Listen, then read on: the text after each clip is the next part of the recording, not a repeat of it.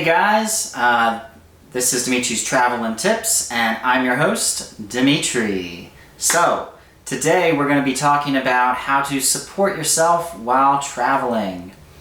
Now, I'm not talking about, accommodations or getting around so much, but more like supporting yourself while traveling, And I just want to put a disclaimer. I'm going to just briefly touch on all these things and then move on. I'm going to make separate videos for each of these, so just let me know down in the comments below which ones that you want me to make the most. Alright? So, let's start off with my favorite one, English teaching as a foreign language. This will require a lot of commitment as you'll be moving to and living in the country. Most likely Asia is where most of the opportunities are. Now this is going to require maybe 6 months to a year commitment. Be teaching in public or private school, most likely to kids. I taught in public school in Korea for 2 years. I loved it. You can save a lot of money doing this, and you can make a lot of meaningful and amazing connections. Now you can also go the private school route. I've never done this, but I've looked into it. It's really not for me. It's not my style. But I have a lot of friends who did do it, and they loved it. And they wouldn't want the public school route anyway. So, yeah, there's that. It can be scary, but it's definitely worth it. Now moving on to something less committed, online teaching. So you can use sites like Cambly, Preply, FluentU. These sites are great. You're not going to become a millionaire like this, but you can do them pretty much anywhere in the world, whenever you want, set your own hours and schedule, that sort of stuff. And yeah, they're great. I love them. I'm doing Cambly now, and it's working out great. Now, you may be trying to remember some Chinese sites you've seen in the past. These were very popular for a very long time. They're very lucrative. Now, China has passed some new regulations. You can't do that anymore. The companies have since shut down or stopped operation. So if you find anyone trying to recruit you for them, or you see any open positions for something like that, don't believe it. It's a scam. You're going to get your info or your money stolen, or at least you're going to waste a lot of time and not get paid for it. So now you're moving on to something like OutSchool or Skillshare. These companies, you can teach whatever you want. You have smaller classes, and you can charge higher rates. You can teach everything from Japanese to English to martial arts, arts and crafts, cooking, creative writing, anything you want. You're your own boss. You make the rules, basically. And the platforms just take a percentage of what you make. So they help you be successful so that they can be successful. Now we're moving on to a more traditional kind of job, like OutPairing or nannying, where you go to live with a family, usually in Europe, but it can happen anywhere.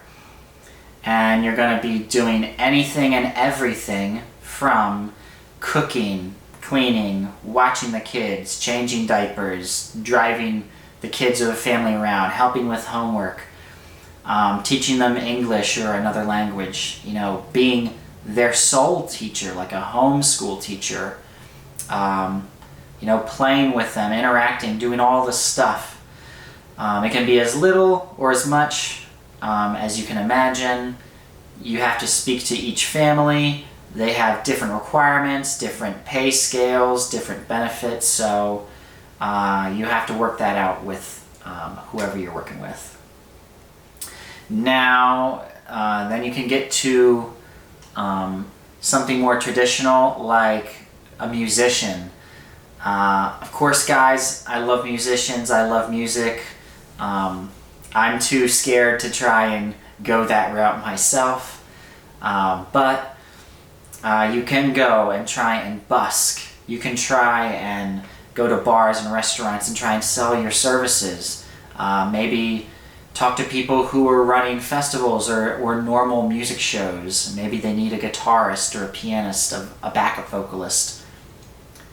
You don't know. You just have to talk to people, get to know them, see what they need. Now, going back really quick, something else you can do online is YouTube. Now, of course, guys, this is a long-term, not a short-term kind of thing.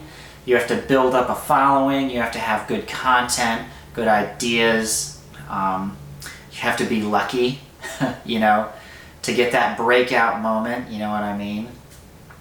But anyway, it can be a great source of income, and it can be really fun to do if you're good at it, and you do it, you work really hard at it. Now, going back to the traditional jobs, we've got tour guides. You know, if you really know your city or the city that you're trying to travel to, you can do this very easily. Just get a job, you get tips, you get pay. Just make sure you know your stuff, because the last thing you want is some cocky tourist just to walk up and be like, oh, hey, blah, blah, blah. Did you know this about that? And you're like, you know, that's the worst situation. You don't want to be in that. Then you have to continue the tour with them gloating the whole time. Another great option, guys, is one I enjoy a lot, is photography. Now, you can do things like portrait and model photography. You know, if you meet someone and you can convince them or they're interested in doing this and paying you for it. There's weddings if you're staying in the area or willing to come back later. You know, talk to people, show them your stuff. Have your portfolio on your phone or on your website or whatever. You know, you can do real estate photography. There's tons of stuff online on random websites, but also real estate websites. People need to take pictures of their homes to sell them. These are quick, easy money kind of gigs, not too tough. And then there's the passive income side, where you can sell on stock websites or on other websites that are like, you know, mixed tiles, something like that, where you actually give them your content, your photos, and then they sell them in like portraits and stuff, and then you get a commission from each sale. These can provide great passive income. If you have some good stuff, you find the right sites, you can make a lot of money this way, and I really enjoy passive income the best. There's nothing better than making money from doing nothing. So now getting into this realm, you can also go to bars and restaurants and things like that, and if they seem a little shabby, you know, maybe they don't have a website, maybe their photos are all outdated and not so good, you can offer to build a website for them, update their website for them, create a logo for them. You know, you can offer to take photos of the restaurant, you know, and then you can use that in conjunction with the website building. This can be a great way you can actually improve the community and help yourself get around. And then there's Fiverr and other platforms like this, Craigslist even, where people need you to edit their stuff, be it editing their papers, helping them with their homework, you know, like a tutor in that way. You know, you can edit their photos, you can edit their videos, you can create content for them. You know, it depends on what the person wants and needs. Just do your research and, you know, don't accept something that's below what you want. And don't charge too much either. You know, you don't want to squeeze people when you don't need to. But this can be another great and fun route. Moving on. This next one is quite an interesting option. Uber and Lyft. Now you don't necessarily need a car, you can lease from them these days, but you can actually do this, and you can do it in many cities, and then you can even travel to another city and then continue working there, depending on if they have a network there and the rules allow for that. Just check before you go. I did this on my own road trip, and when I needed some fast money, I just worked for a few hours on Uber, and it was great, and I thought it was an amazing chance to do something easy and to still support myself while traveling. I will point out it's much better to do these jobs when you're a new driver for the first 6 months. After that, things kind of go downhill, in my opinion. Sorry, Uber and Lyft. That's just my experience. And also, it's much better in the summertime. In the winter, things really drop off a lot because people don't want to go anywhere because it's too cold. But in the summer, everyone wants to go everywhere. Everyone's drinking, they can't drive, so yeah, just think about it. Going to something that's a little more adventurous and dangerous, now I'm going to make totally separate videos for this for sure, but you can work on a cruise ship, a sailboat, a fishing boat, or even a yacht. There's a myriad of jobs you can do for this. It will help you travel. You usually get your room and board for free, and depending on which route you go and your preferences and flexibility, you can go to a ton of places in a short time. You can go to one place, get dropped off, get another job, go somewhere else after you hang around here for a bit. It's totally up to you. It's very complicated, so I'm not going to get into it too much in this video. Now, another great job is a flight attendant.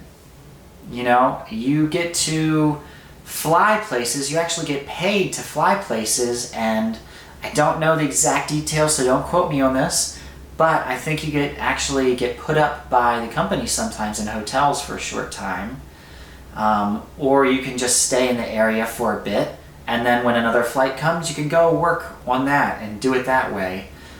I know you do need some multiple language abilities for this job to deal with multiple different people from different countries, but it can be a great chance, a great opportunity. Highly recommend it. I never did it, but I always thought about it. Now, there's another option. There's recruiters and just looking on Craigslist and things like I've mentioned before, but for odd jobs like construction, you know, one-day kind of jobs, helping to build a house, something like that. It's usually manual labor, but you can usually get paid a premium to do this. It'd be really great if you have the body for it and the willingness to work in the heat or the cold. But it could be a very flexible option if you're open to it and not really strapped for cash or time. And I've got 2 more left, guys. We're almost finished. There's hostels. I know I was trying not to mention accommodation, but if you work at a hostel, you can usually stay there for free. They will even pay you most of the time. So you can do this, and you can meet lots of people that can then lead you to other opportunities. Maybe you can do work for them on the side. Maybe you are tired of working at this hostel, you want to go travel with them, you all go to another hostel together. And then you can just go from hostel to hostel this way, meeting amazing people, having fun, working. You're not going to get rich, but you're not going to be destitute either. So yeah, hostel people are the best people, in my opinion. I love them. And the last one, guys, this one is very dangerous, and I'm going to make another huge set of videos for this. Stock investing and just general investing. Depending on how you do it, you can make a lot of money or you can lose a lot of money. You have to really be careful with this one. Use your common sense, learn about it before you do it, and my rule of thumb is don't invest any money that you're not willing to throw away in the garbage or set on fire, because you could always lose everything you put in. But you could also become super rich, so just be careful, use common sense. I'm not a financial advisor, so take what I say with a grain of salt, please. This is the end of the video, guys. Thank you for sticking around. Make sure to like, comment, and subscribe, and let me down in the comments below. Let me know what you want to see next. If there's something I missed, please let me know. I read the comments, so whatever you say, I will see and read personally. All right, guys, until the next time, see you later.